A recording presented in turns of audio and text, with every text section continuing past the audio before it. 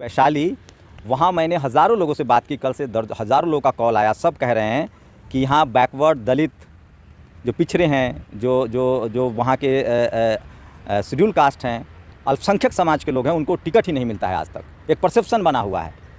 तो मुझे लगा कि अगर मैंने 10 साल में विपक्ष के तौर पे जिस तरह से हम लोगों ने सरकार से सवाल पूछे हैं, तो अगर लगता है पब्लिक चाहेगी तो मुझे वहाँ के लोगों ने कहा है कि आप आइए, चुनाव लड़िए, और मेरा गृह जिला भी है कि मेरी नैतिक जिम्मेदारी भी है। और लोगों ने कहा भी कि आप दुनिया भर देश भर में बातें करते हैं, आपके गृह जिला की हालत है। तो मैं वहाँ से उम्मीदवार बनने जा रहा हूँ। लोकतंत्र में चुनाव का एक बड़ा महत्वपूर्ण अंग है, और चूँकि पूरे भारत में संविधान की बात हो रही है, संविधान बचाओ, देश बचाओ, लोकतंत्र बचाओ, और मेरी कोशिश होगी कि इसके साथ प्राचीन गणतंत्र के लिख भी, वैशाली का अपना ऐतिहासिक इतिहास भी है।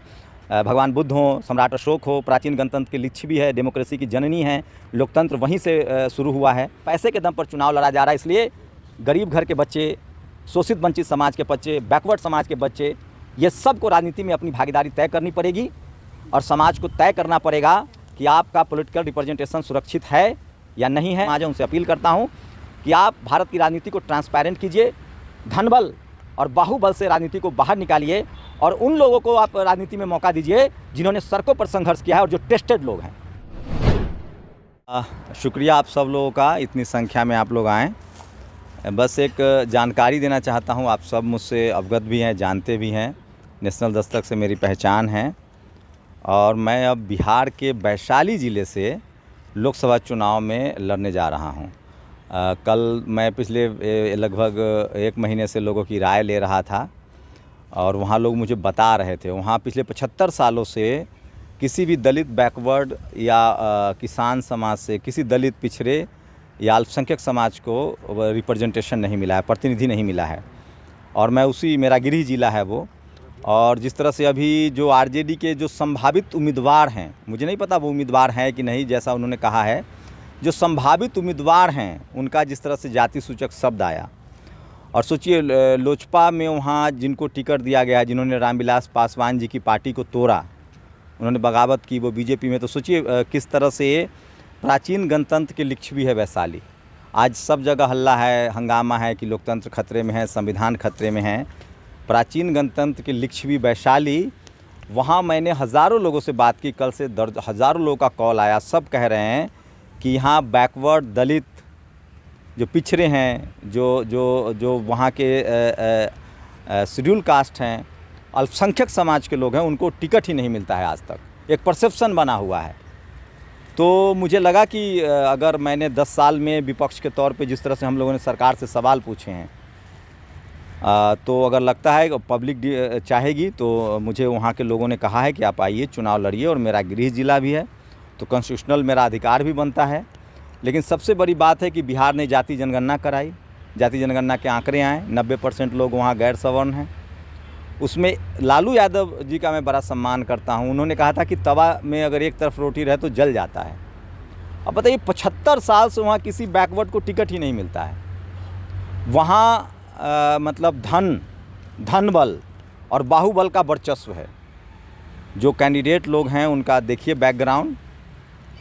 तो मुझे लगता है कि मेरी नैतिक जिम्मेदारी भी है, और लोगों ने कहा भी कि आप दुनिया भर देश भर में बातें करते हैं, आपके गृह जिला की हालत है। तो मैं वहाँ से उम्मीदवार बनने जा रहा हूँ। लोकतंत्र में चुनाव का एक बड़ा महत्वपूर्ण अंग है, और चूँकि पूरे भारत में संविधान की बात हो रही है, संविधान बचाओ, देश बचाओ, लोकतंत्र बचाओ, और मेरी कोशिश होगी कि इसके साथ प्राचीन गणतंत्र के लिच्छ भी, वैशाली का अपना ऐतिहासिक इतिहास भी है। भगवान बुद्ध हो, सम्राट अशोक हो, प्राचीन गणतंत्र के लिच्छ भी है, डेमोक्रेसी की जननी है, लोकतंत्र वहीं से शुरू हुआ है। सम्राट अशोक हो, मौर्य वंश हो, या पाटलिपुत्रा की पूरी इतिहास जुड़ा हुआ है वैशाली से।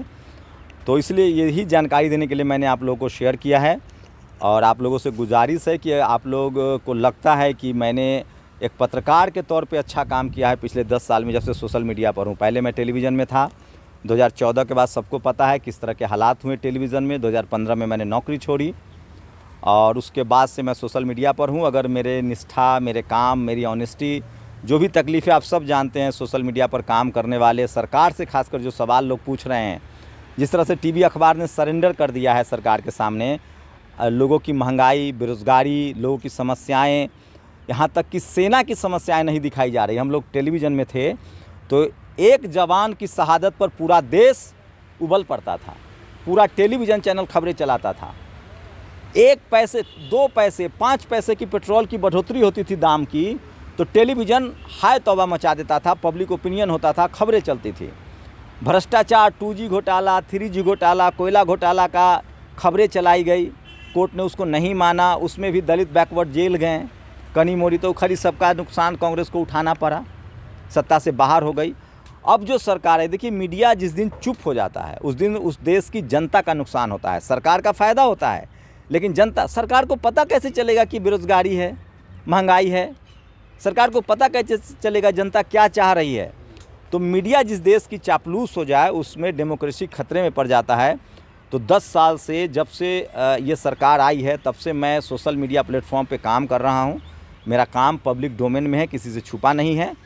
अब मैं राजनीति में, मुझे लगता है कि राजनीति एक बड़ा, भारत में डेमोक्रेसी और ख़ासकर मैं जिस कम्युनिटी से आता हूँ, इस देश के 90% लोगों की जो कम्युनिटी है, जो आबादी है, जो दलित, पिछड़े, आदिवासी, अल्पसंख्यक, किसान हैं, वो फ़िलहाल मीडिया में नहीं है, जुडिशरी में नहीं है, कॉलेज यूनिवर्सिटी में नहीं है, ब्यूरोक्रेसी में नहीं है, बिजनेस में नहीं है, स्पोर्ट्स में नहीं है, सिनेमा में नहीं है। राजनीति में बाबा साहब ने SC ST को रिजर्वेशन दिया है तो उनका प्रावधान है। उसके बाद OBC के लोग अब आने लगे, लेकिन आज भी जो बड़ी पॉलिटिकल पार्टियां हैं उनको आप देखेंगे तो वहाँ 50% रिप्रेजेंटेशन आज भी जनरल कैटेगरी के लोगों का है और 50% में SC ST OBC है, जिसकी आबादी बिहार को ही अगर मैप माने, पैरामीटर्स माने तो 90% है। तो मुझे लगता है उनका कम से कम पॉलिटिकल रिप्रेजेंटेशन तो सुनिश्चित होना चाहिए और इसीलिए मैं उस पॉलिटिकल रिप्रेजेंटेशन की लड़ाई, शुरुआत वैशाली से होगी, पूरे देश में मैसेज जाएगा कि तमाम, मैं आपको एक हिसाब बताऊं वैशाली का, तो वहाँ लगभग 90% आबादी अति पिछड़ी अल्पसंख्यक समाज और OBC और किसान जाति के और दलित समाज की है, लेकिन 75 साल से वहाँ इनका रिप्रेजेंटेशन नहीं है। तो वही कोशिश है, ये भी एक लड़ाई है, भागीदारी की लड़ाई है, रिप्रेजेंटेशन की लड़ाई है।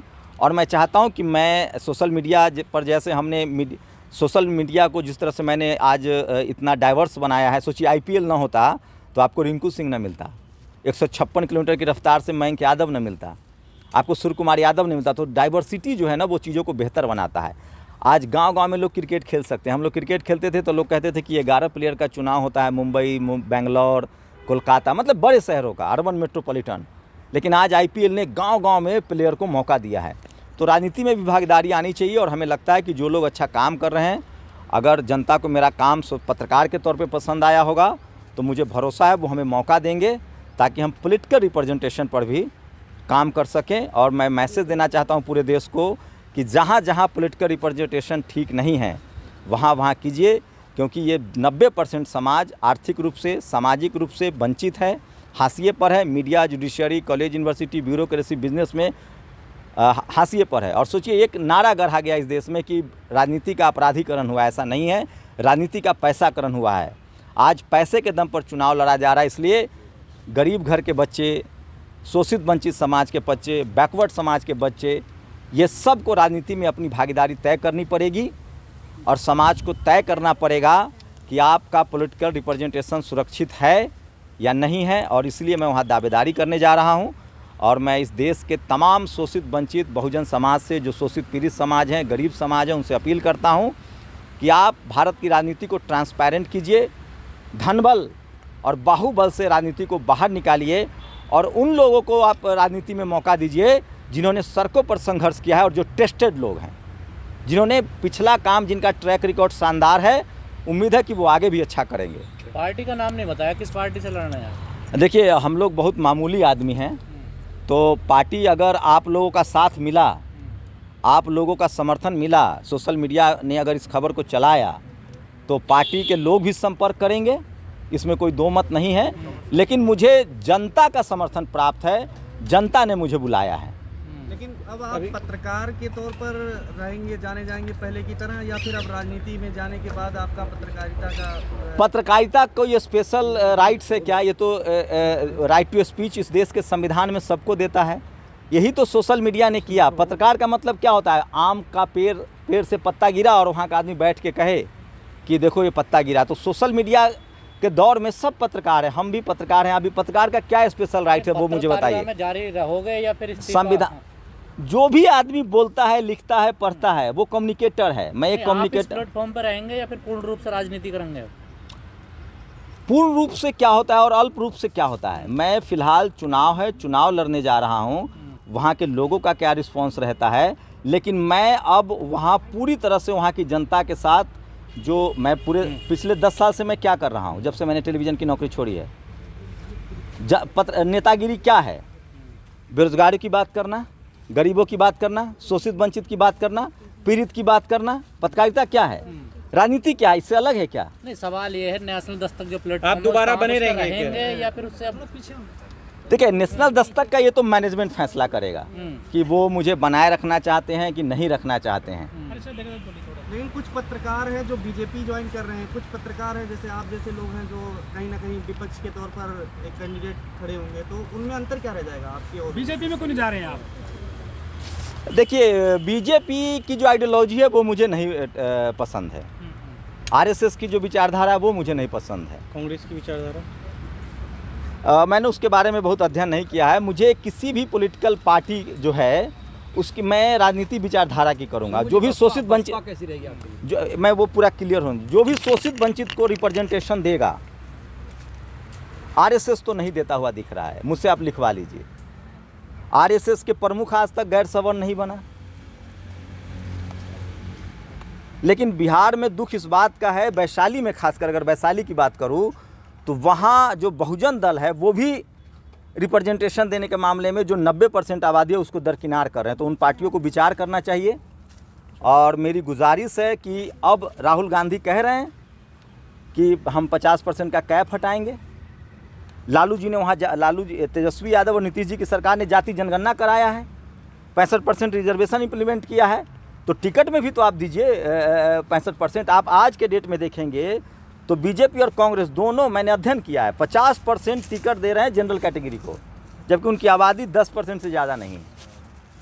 तो 90% लोगों को 50% वहाँ भी क्यों रोक रहे हैं, जब वो आदमी मीडिया में नहीं है? आपको पता है मीडिया में क्या स्थिति है। SC ST OBC नहीं है, अल्पसंख्यक नहीं है, किसान नहीं है, बिजनेस में नहीं है, नौकरियों में नहीं है, ब्यूरोक्रेसी में नहीं है, जुडिशरी में नहीं है, स्पोर्ट्स में नहीं है, सिनेमा में नहीं, जो पावर सेंटर्स है जहाँ से पैसे और नाम और शोहरत है।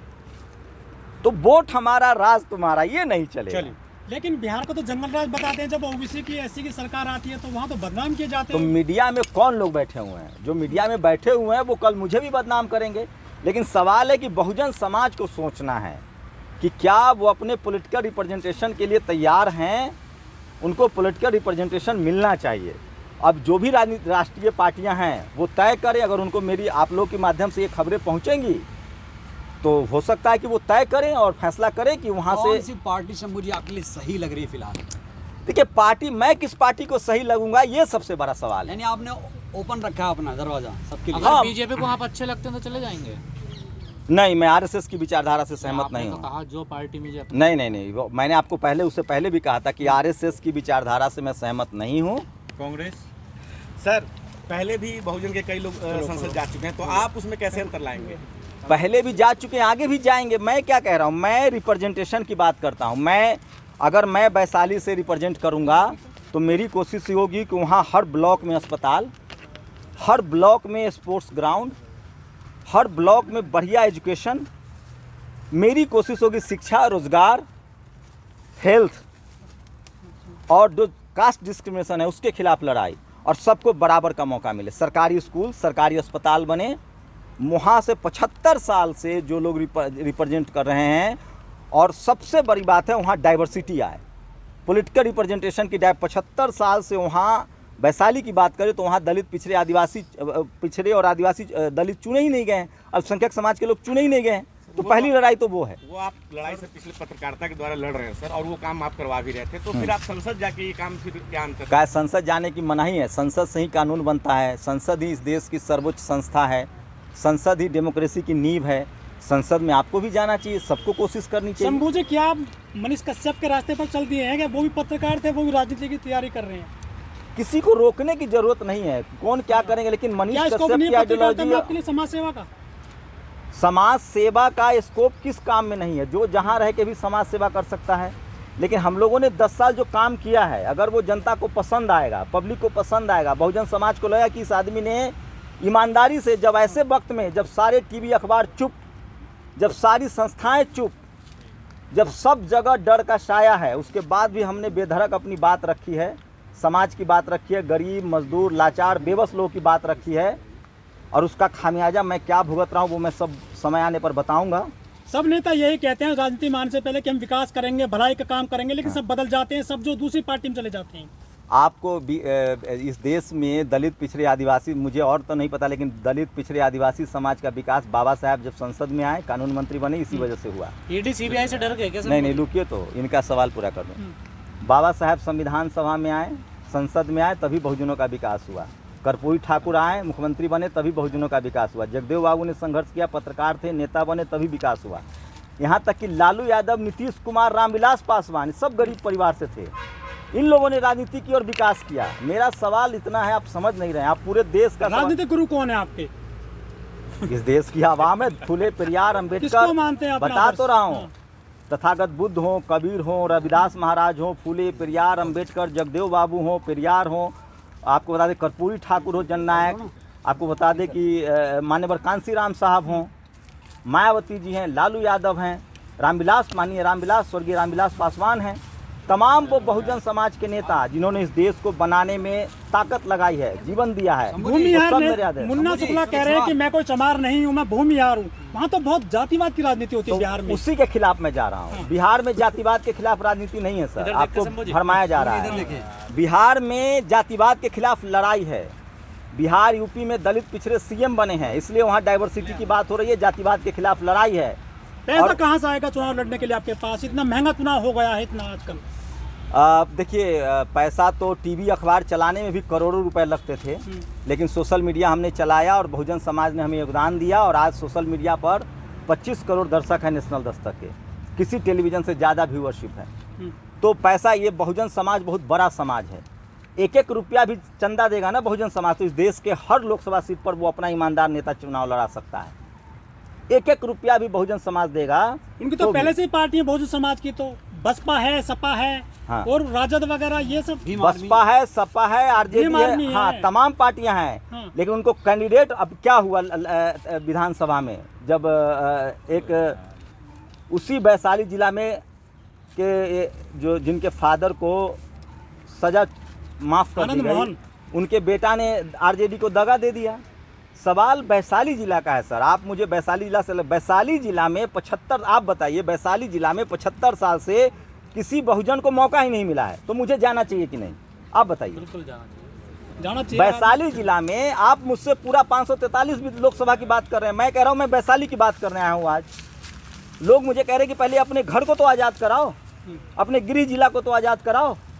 शंभू जी, एक सवाल ले लीजिए। हाँ, बीएसपी 40 सीटों पर लड़ रही चुनाव बिहार में, तो सभी पॉलिटिकल पार्टी को अधिकार है लड़ने अगर का। आपको बीएसपी की तरफ से मौका मिले तो क्या आप कबूल करेंगे सर? मैं तो कह रहा हूँ, मुझे किसी पार्टी से कोई शिकायत ही नहीं है, सिर्फ आरएसएस के अलावा।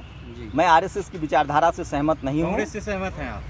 किसी भी पार्टी से मुझे कोई प्रॉब्लम नहीं है, आरएसएस की जो आइडियोलॉजी है उससे मैं सहमत नहीं हूँ, बस। पत्रकारिता में चरम पर पहुंच गया क्या आप?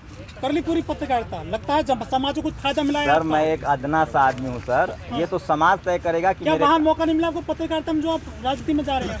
आपको आज आप पत्रकारिता कर रहे हैं, सोशल मीडिया पर है, कल आपको न्यूयॉर्क टाइम्स, CNN, BBC मौका देगा तो आप जाएंगे कि नहीं? आप तो कहते थे कि बहुजन हो, मीडिया में आओ, चैनल बनाइए, आगे बढ़िए, आए कि नहीं? आपको मौके नहीं मिले, आप भी राजनीति में जा रहे हैं। तो राजनीति में जाने से शिकायत क्या है, प्रॉब्लम क्या है? 131 दलित सांसद पहले से ही, वे क्या कर पाए समाज के लिए जो आप जा रहे हैं वहाँ पर? आप आज बोल रहे हैं सर, तो उन्हीं लोग, अगर हमारा लोकतंत्र न होता, डेमोक्रेसी न होती, तो हमारी यही स्थिति न होती। आज जो भी मिला है हमें लोकतंत्र की वजह से मिला है, संविधान की वजह से मिला है। छोड़ देंगे अब आप? अरे सर, पत्रकारिता किसने रोक रखा है किसी को करने से? इस देश का हर आप नागरिक। सदन में जाएंगे या फील्ड में जाएंगे? आप पूरा जवाब नहीं होने दे रहे हैं। मैं कह रहा हूं कि इस देश में हर नागरिक को राइट टू स्पीच है, संवैधानिक अधिकार है, आर्टिकल 19A के हिसाब से सबको अपनी बात रखने का अधिकार है। यही पत्रकार, मैं चाह रहा हूं बहुजन समाज सड़क पर भी बोले, संसद में भी बोले, और सोशल मीडिया पर भी बोले, ये भी एक पत्रकारिता ही है। आप समझिए, इस देश के आडवाणी क्या थे बाई प्रोफेशन, वाजपेयी क्या थे बाई प्रोफेशन। आप अपने लोगों को इस तरह से टांग मत खींचिए, अपने ही लोग की आलोचना करना, अपने ही लोगों को नीचे दिखाना, यही बहुजन समाज का, बहुजन पिछड़े समाज का स्वभाव है। पत्रकारिता, वकील, ये सब सेंसिटिव कम्युनिटी होता है, प्रोफेशन होता है, इससे लोग राजनीति में आते हैं। मैं कह रहा हूँ मेरा आकलन मेरे काम पर कीजिए। अगर 10 साल मैंने ईमानदारी से पत्रकारिता की है, डंके की चोट पर की है, तो आगे भी मैं अच्छा काम करूँगा। और मेरी प्राथमिकता ये है कि 75 साल से वहाँ दलित पिछड़े को मौका नहीं मिला है, वहाँ बाहुबल और धनबल का कब्जा है, मैं उसके खिलाफ जा रहा हूँ। ये भी एक पत्रकारिता है। चलिए, रवीश कुमार हैं, पूर्ण प्रसन्न वाजपेयी हैं, अभिसार शर्मा हैं, वो तो पत्रकारिता ही कर रहे आइए हैं। सवाल उनसे पूछे, मैं उनका पीए थोड़ी हूँ, वो क्या करेंगे वो तो उनका सवाल है। मैं तो अपनी बात बताऊंगा ना।